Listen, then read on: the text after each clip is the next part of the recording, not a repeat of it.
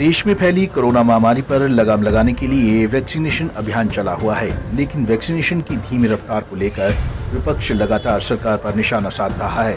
इसी कड़ी में कुरुक्षेत्र में कांग्रेस नेताओं और कार्यकर्ताओं ने लघु सचिवालय के बाहर प्रदर्शन किया व अशोक अरोड़ा की अगुवाई में राष्ट्रपति के नाम ज्ञापन दिया। इस दौरान अशोक अरोड़ा ने कहा कि देश में अभी तक महज 3.75% लोगों को ही वैक्सीन की सेकेंड डोज लगी है।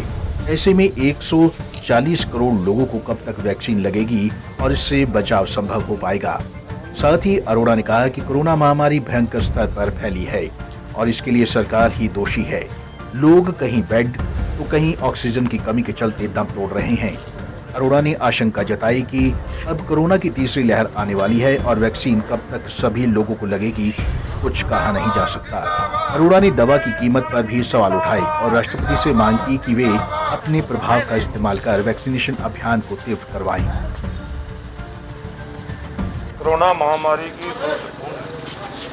बड़ी भयंकर स्तर पर फैली और इसके लिए पूरी तरह से देश की सरकार दोषी है। देश की सरकार ने बहुत बड़ा अपराध किया, लाखों लोग मारे गए, लाखों बच्चे बेघर हो गए और उसका इंतजाम नहीं कर पाई। कहीं बेड नहीं मिला, कहीं ऑक्सीजन नहीं मिली, तो लोग तड़पते रहे हॉस्पिटलों के बाहर, परंतु ये सरकार विफल रही है, पूरी तरह से दोषी है।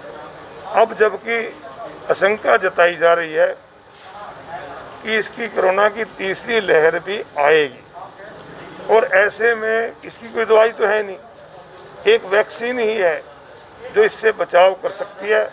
परंतु जिस प्रकार की रफ्तार से केंद्र की सरकार ने वैक्सीन खरीदने का काम किया या वैक्सीन लगवाने का काम किया, मैं तो कहूँगा उसमें भी व्यापार करने का काम करते हैं।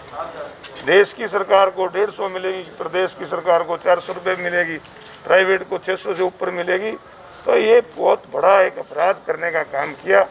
आज अगर हम इस देश की आबादी के हिसाब से देखें तो मात्र 3.75% लोग ऐसे हैं जिनको सेकेंड डोज दी जा चुकी है और अगर इसी प्रकार से रफ्तार चलती रही तो 140 करोड़ के देश में ये बहुत मुश्किल है कि 31 दिसंबर तक ये इसको पूरा कर पाएंगे।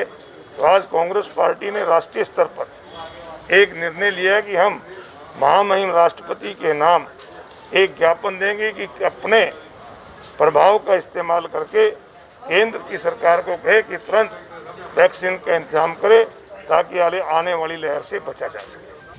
बता दें कि एक तरफ जहां देश में कोरोना महामारी का प्रकोप जारी है तो वहीं दूसरी ओर इससे बचाव के लिए वैक्सीनेशन प्रक्रिया भी जारी है, लेकिन वैक्सीनेशन की धीमी प्रक्रिया और वैक्सीन की कमी के चलते केंद्र सरकार विपक्ष के निशाने पर है। पंजाब केसरी टीवी के लिए कुरुक्षेत्र से अशोक यादव की रिपोर्ट।